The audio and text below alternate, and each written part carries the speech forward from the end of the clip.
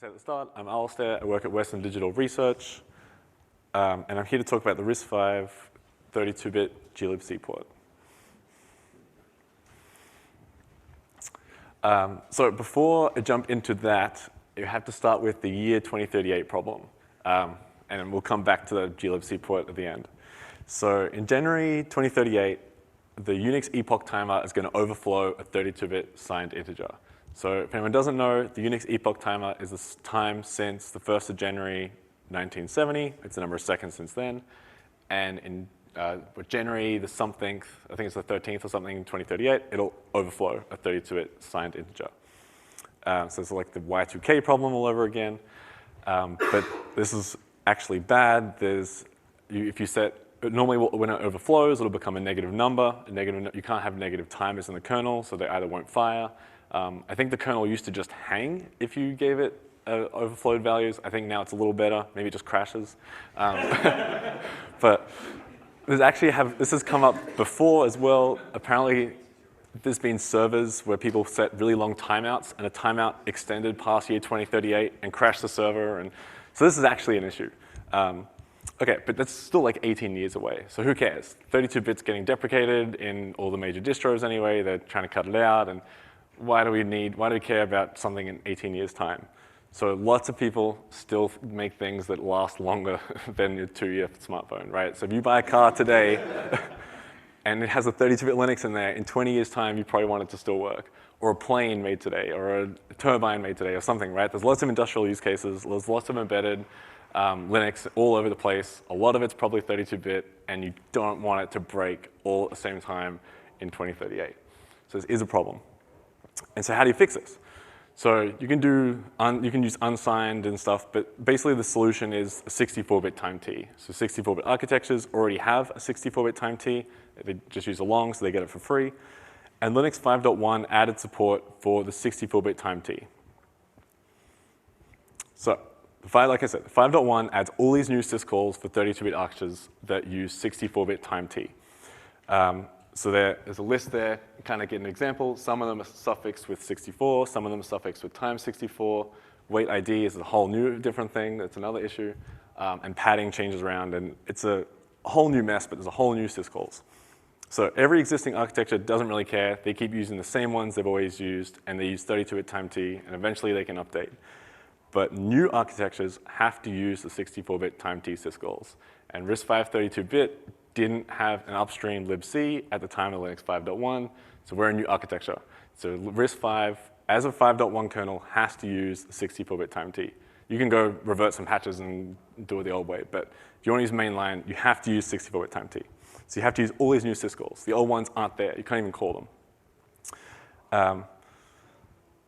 Eventually the 32-bit ones will probably be removed. So after 2038, they won't work anymore, so they'll be removed then. But maybe before then, if everyone updates, but that's always a question, if people will get update in time. So I'll come back to the syscalls when I talk about glibc. So glibc didn't have any support for 64-bit time T on 32-bit architectures. Right? It just came out in Linux, so no one else is there yet. So Upstream has been working with Lucas and myself to add support. So it applies to RISC-V because we need it, but other architectures also, if you're deploying some ARM 32-bit Linux today in a car, you probably want to make sure it's going to keep working, or at least have an update plan to make sure it keeps working. So all the libc functions that you're used to now have to call the 64-bit syscall under the hood. That doesn't sound that hard, but then you have to do it in a way that doesn't hurt performance on your high-performance #1 supercomputer, and also do it in a way that's backwards compatible, so you can use today's glibc to still run on the 3.15 kernel that some people are using. So all of these things, and architecture independent. You don't want every architecture doing it in some different way. So all this has to be taken into account and put together, and then you have to test it and make sure it doesn't break S390 at the same time. So it's a lot of work. To make it even harder, some syscalls still use a 32-bit time T because they're diff times, so like time in the future from now, time in the past.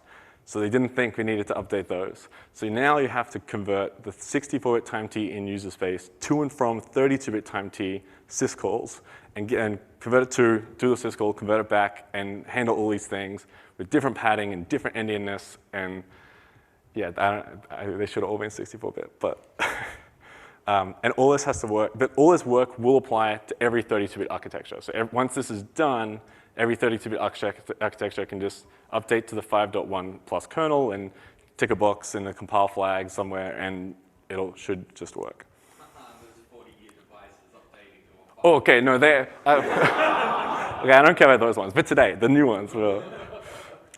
So this is kind of where we are in the generic 64-bit time T updates. So there's a whole list of ones on the right. So where it gets, so most of them is just kind of changing it. So if this is defined, call this, or if 32-bit, try to do the 64-bit one first, and if that fails with a no syscall found, then fall back to the normal one, things like that. Where it gets really fun is wait. So wait, all the waits have been removed except for wait ID in the new year 2038 safe syscalls.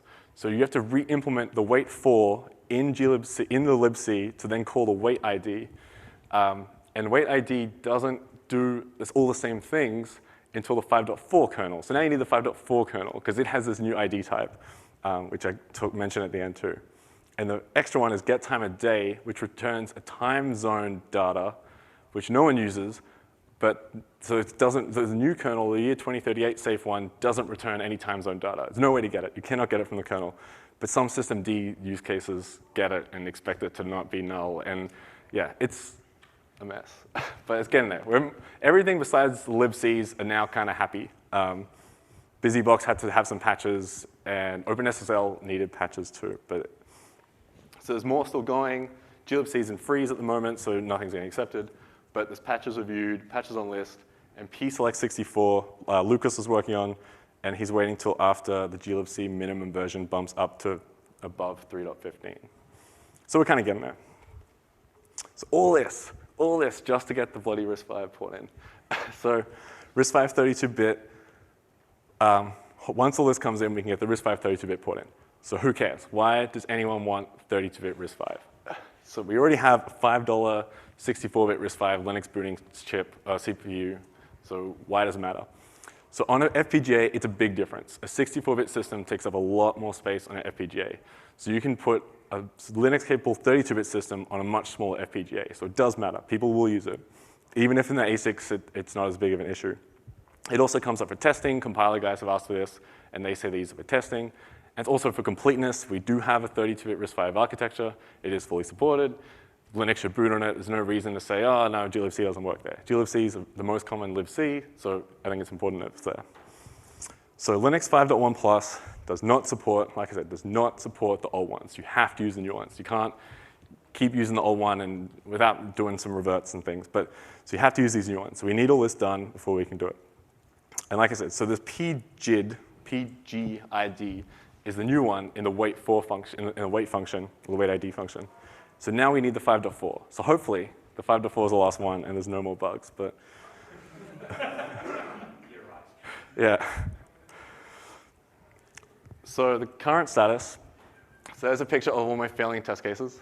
If anyone's done libc testing, which I know Keith has, you know how fun it is to get all your test cases to pass. But at one point we had just infinite hangs and it would hang forever.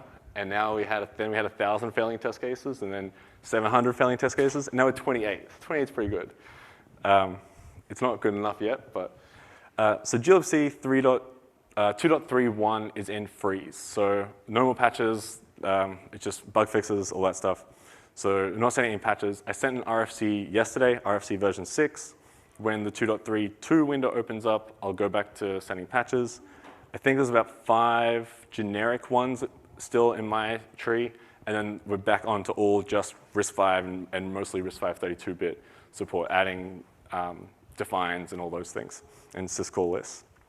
So 32-bit ARM and 32-bit RISC-V are currently the main ones pushing for 64-bit time T.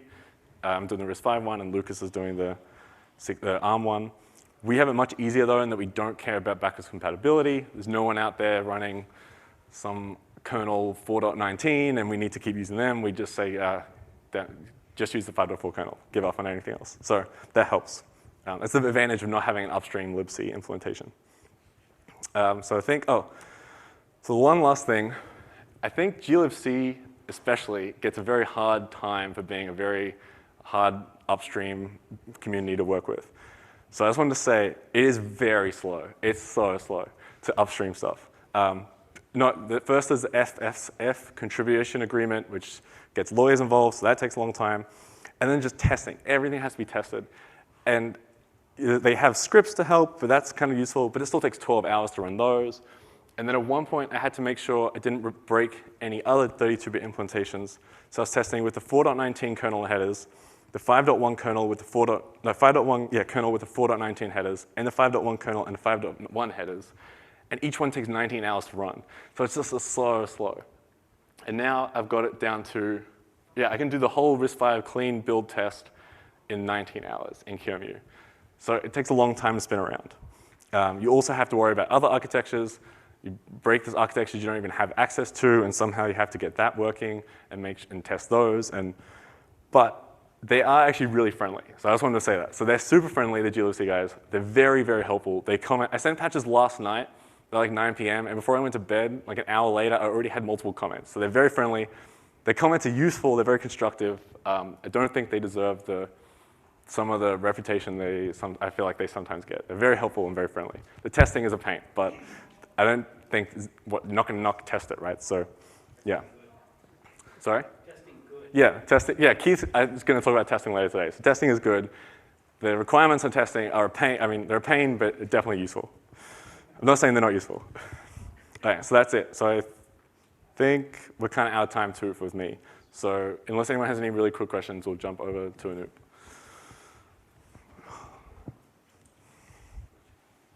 Oh, yeah, sorry, I'm trying to find the escape button again.